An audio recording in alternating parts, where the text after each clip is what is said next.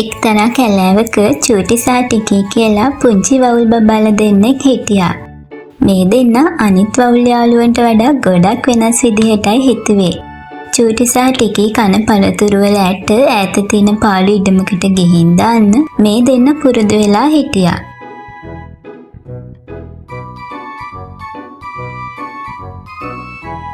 ටිකී චූටි පොඩක් ඉන්න. මොනවාද යතේ පුරවගෙන යන්නේ? අපි මේ පළතුරු ඇට ටික ඈත පාළු ඉඩමට අරගෙන යනවා කලවැදි තැන්දී. අනේ පිස්සුද ළමයිනේ කාපු පළතුරු ඇටේ බිමට දාන්නේ නැතුව අච්චර දුර අරගෙන යන්නේ. ඒකනේ නැතුව මා දැන් දවස් ගානක් බලාගෙන. අනික ළමයිනේ ඔය පාළු කන්ද කිසිම ගහක් හැදෙන්නෙත් නැහැ. නැතුව බොරුවටනේ මේ ළමයි දෙන්න මහන්සි වෙන්නේ. නෑ මාමේ. නෑ කලවැදි නැන්දේ. අපේ අම්මා කියලා තියෙන්නේ අපි මේ ගන්න දේවල් මේ සබහා ධර්මයට ආපහු දෙන්න ඕනි කියලා. ඔව් මේ කැලේ හැමදාම පළතුරු තියෙන එකක් නැහැ. අපි අනාගතය ගැන හිතන්න ඕනේ. හා චූටි ටිකේ ඔය දෙන්න හරියට කුඹියෝ දෙන්නෙක් වගේ අනාගතය ගැන හිතන්නේ. මෙච්චර මේ පළතුරු තියෙන කැලේ පළතුරු නැති වේද? පුංචි ටිකීටයි චූටිටයි එයාලා කියපු දේ ගැන ගොඩක් දුක හිතුණා. ඇත්තටම චූටි අපි මේ කරන්නේ මෝඩ වැඩක්ද? නෑ ටිකී. අනික් අය කියන දේවල් වලට අතයිද වෙන්න එපා. අපි දෙන්න මේ කරන දේ පොඩ්ඩක්වත් වැරදි නැහැ. අපි මේ කරන දේවල් අනාගතයට කවදා හරි ප්‍රයෝජනවත් වෙයි.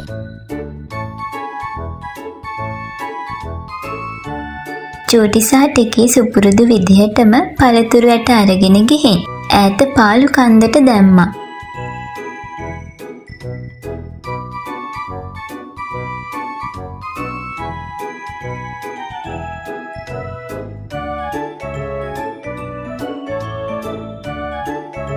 දවස් සති මාස මෙහෙම ගත වෙලා ගියා.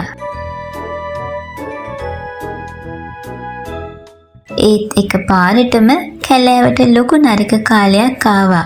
සත්තු ගස්වල පළතුරක් හොයාගන්නත් ගොඩක් මහන්සි වුණා. හැමතැනම බැලුවා. අතන කිසිම පළතුරක් නැහැ. ඒකනේ අතමඩගින් ඉවස ගන්න බැරුවේ ඉන්නේ.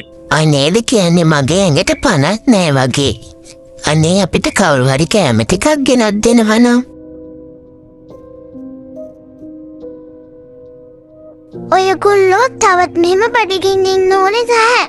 මෙන්න අපි ඔයාලට පළතුරු ගෙනාවා. අනේ බොහොම ස්තුතියි ඔය දෙන්නට. මම මේ ඇඟට පණ නැතුව හිටියේ. ළමයිනේ මේ කැලේ කොහේවත් පළතුරු නැතිකොට ඔය දෙන්න කොහෙන්ද මෙච්චර පළතුරු ගෙනාවේ? ඔයාලට මතකද අපි දෙන්න ඉස්සර පළතුරු වැට ගිහින් දාපු අර පාළු ඉතම? ඔව් මොකද අපිට මතක නැත්තේ? ඉතින් ඒ කන්ද පුරාම අපි දාපු පළතුරු ඇට හැදිලා දැන් ලොකු ගස් තියෙන්නේ. එහෙ ඕන තරම් පළතුරු තියෙනවා. අනේ කොයිතරම් දන්තයක්ද? නොදැනුවත්කමට අපි ඔය දෙන්නට විහිළු කරපු එක කොයිතරම් නම් වැරදිද ළමයිනේ. ඒකට කමක් නෑ. අපි හැමෝම මේ කැලේට යමු. අපිට ඇති තරම් කෑම එහි තියෙනවා. ඉතින් පහුවෙනිද හැමෝම වගේ පාළු ඉඩමට ආවා.